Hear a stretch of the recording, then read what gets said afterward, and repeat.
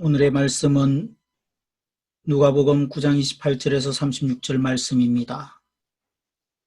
이 말씀을 하신 후 8일쯤 되어 예수께서 베드로와 요한과 야고보를 데리고 기도하러 산에 올라가사 기도하실 때에 용모가 변화되고 그 옷이 휘어져 광채가 나더라. 문턱 두 사람이 예수와 함께 말하니 이는 모세와 엘리야라. 영광 중에 나타나서 장차 예수께서 예루살렘에서 별세하실 것을 말할세. 베드로와 및 함께 있는 자들이 깊이 졸다가 온전히 깨어나 예수의 영광과 및 함께 선 두 사람을 보더니 두 사람이 떠날 때에 베드로가 예수께 여짜오되 주여 우리가 여기 있는 것이 좋사오니 우리가 초막셋을 짓되 하나는 주를 위하여 하나는 모세를 위하여 하나는 엘리야를 위하여 하사이다 하되 자기가 하는 말을 알지도 못하더라. 이 말할 즈음에 구름이 와서 그들을 덮는지라. 구름 속으로 들어갈 때에 그들이 무서워하더니 구름 속에서 소리가 나서 이르되 이는 나의 아들 곧 택함을 받은 자니 너희는 그의 말을 들으라 하고 소리가 그침에 오직 예수만 보이더라. 제자들이 잠잠하여 그 본 것을 무엇이든지 그때에는 아무에게도 이르지 아니하니라.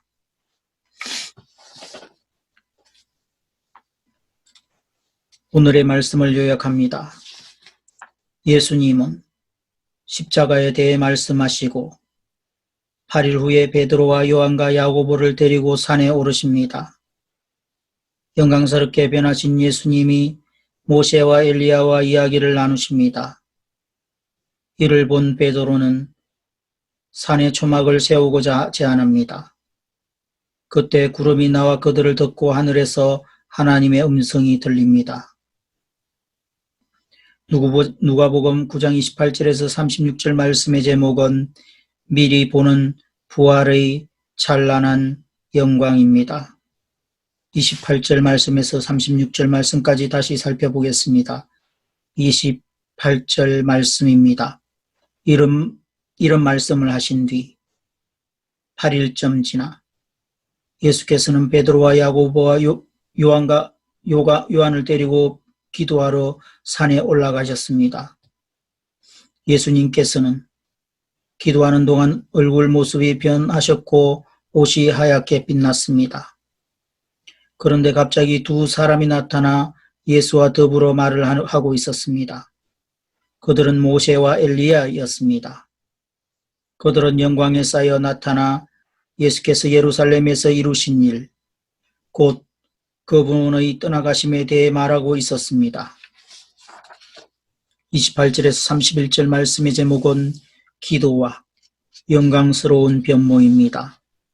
십자가를 향한 순종은 영광스러운 변화로 나타납니다.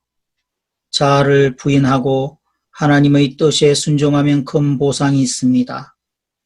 제자들에게 고난과 십자가의 죽음을 예고하신 예수님은 십자가를 온전히 질 수 있는 힘을 얻기 위해 베드로, 야고보, 요한과 함께 산에 오르십니다. 예수님은 기도하시는 가운데 기꺼이 자신의 몸을 대속제물로 드리기로 결단하십니다. 그 순간 예수님의 용모가 영광스럽게 변화됩니다. 입고 계시던 옷까지 하얗게 빛납니다. 하나님은 죽기까지 순종하시고자 했던 예수님을 영화롭게 하시고 부활의 찬란한 영광을 미리 보여주신 것입니다. 또 구약의 대표인물인 모세와 예언자의 대표인물인 엘리야를 보내셔서 떠나가심에 관한 의견을 나누게 하십니다. 하나님은 우리가 십자가의 길을 갈 때 결코 외면하지 않으십니다. 힘들지만 믿음으로 순종할 때 그 결과는 어떠했나요? 영광스러운 미래를 소망하며 기꺼이 순종할 일은 무엇인가요? 9장 32절에서 36절 말씀을 보겠습니다. 32절 말씀을 보겠습니다. 베드로와 그 일행이 잠을 이기지 못해 졸다가 완전히 깨서 예수님의 영광과 그분 곁에 두 사람이 서 있는 것을 보았습니다. 두 사람이 예수를 떠나려고 하자 베드로가 예수께 말했습니다. 선생님, 우리가 여기 있으니 참 좋습니다. 우리가 초막 3개를 만들어 하나는 선생님을 위해, 하나는 모세를 위해, 하나는 엘리야를 위해 세우겠습니다. 그러나 베드로는 자기가 무슨 말을 하는지 알지 못했습니다.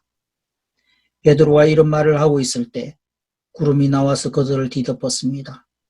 구름 속에 들어가게 되자 그들은 두려워했습니다. 그때 구름 속에 소리가 들려왔습니다. 이는 내 아들이요 내가 택한 자다. 그의 말을 들으라. 그 소리가 사라지고 그들이 보니 예수만 홀로 서 계셨습니다. 제자들은 입을 다물고 자기들이 본 것을 그때는 아무에게도 말하지 않았습니다. 영광 9장 32절에서 36절의 말씀의 제목은 영광스러운 체험의 의미입니다. 체험은 잘못된 방향으로 나갈 수 있습니다. 대단한 영적 경험도 말씀의 검증과 인도를 받아야 안전합니다. 졸다가 깨어서 영광스러운 광경을 지켜본 베드로는 극도의 흥분 상태에 빠져 산 위에 초막셋을 만들고 영원히 살자고 건의합니다. 그러나 주님은 산이 영광의 상태에 머무르지 않으시고 산 아래 삶의 현장으로 복귀하십니다. 하나님은 흔들림 없이 십자가를 향해 나아가는 예수님을 기뻐하시며 친히 이는 내 아들이요 내가 택한 자다. 그의 말을 들으라라고 말씀하십니다. 하나님이 신령한 광경을 허락하신 까닭은 천국의 기쁨을 맛봄으로써 이 땅의 고난에도 낙망하지 말고 용기를 내라는 뜻입니다. 성령의 은혜를 받고 도리어 세상에 대한 환멸을 느껴 도피하는 것은 하나님의 뜻이라 할 수 없습니다. 하나님이 성도에게 신령한 체험을 주시는 이유는 무엇인가요? 성령의 특별한 은혜를 받았다면 어떻게 행동하는 것이 합당할까요? 오늘의 기도입니다. 예수님이 기도하시기 위해 산에 오르신 것처럼 기도의 골방에 나아가 하루를 의탁합니다. 주님이 주시는 은혜의 체험이 제 삶에 닥쳐오는 어려움을 이길 수 있는 능력이 되게 하소서. 묵상 에세이입니다. 참된 소명과 헌신. 오스키니스는 소명에서 이렇게 말합니다. 소명이란 모든 이가 모든 곳에서 그리고 모든 것에서 하나님의 부르심에 대한 반응으로 자신의 부르심을 성취하는 것이다. 또한 그는 이렇게 말합니다. 루트와 그 이후의 종교개혁자들이 소명의 총체적인 의미를 회복한 것은 정말 극적인 사건이다. 루트는 남자가 귀저귀를 갈 때 하나님과 천사들이 미소를 짓는다고 선언했고 윌리엄 테일은 우리의 소원이 하나님을 기쁘시게 하는 것이라면 물 깃는 것과 설거지, 구두 고치는 것과 말씀을 전하는 일은 모두 하나라고 했다. 그러므로 우리가 하나님의 부르심을 받고 하나님을 위해 존재한다면 우리가 하는 모든 일은 성직이라고 할 수 있습니다. 오스왈드 챔버스는 분명한 목소리로 우리에게 권면합니다.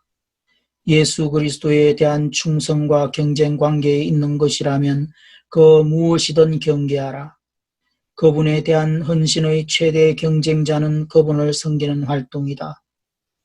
하나님이 우리를 부르신 유일한 목적은 하나님을 만족시키는 것이지 그분을 위해 어떤 일을 하라는 것이 아니다. 우리는 일차적으로 어떤 것을 하도록 혹은 어딘가에 가도록 부름받은 것이 아닙니다. 우리는 먼저 하나님께로 부름받았습니다.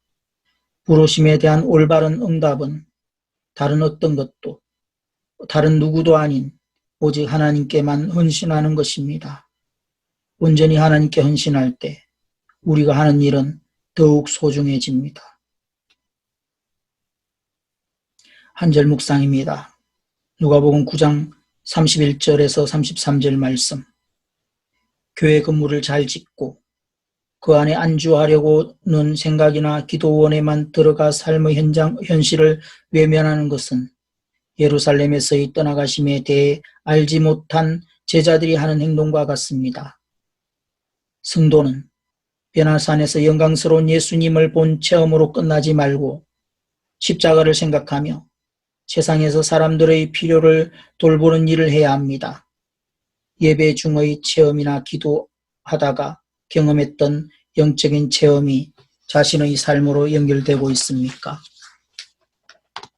삶을 변화시키는 쿠션, 맡김과 떨림. 어린 학생들과 함께 충남 공주의 숲으로 현장 학습을 다녀온 적이 있습니다. 반짝이는 햇살, 지저귀는 새소리를 들으며 마음이 환해졌습니다.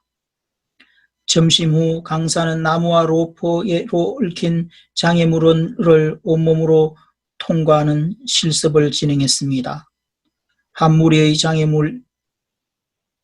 무리는 장애물 입구에, 다른 무리는 출구에 서서 통과할 사람을 번쩍 뜬 다음 누인 상태로 머리부터 장애물을 통과시키는 훈련이었습니다.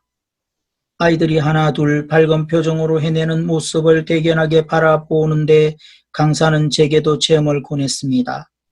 아직 어린 학생들인데 나를 들 수 있을까? 혹시 장애물에 머리를 부딪히게 하지 않을까? 온갖 염려가 스쳤지만 인솔자 체면에 어쩔 수 없이 몸을 맡겼습니다. 아이들이 힘을 합치자 의외로 제 몸은 가볍게 번쩍 들렸고 장애물을 걷더니 통과에 기분 좋게 착지했습니다. 잠시나마 아이들을 믿지 못해 불안했던 마음이 무색해지는 순간이었습니다.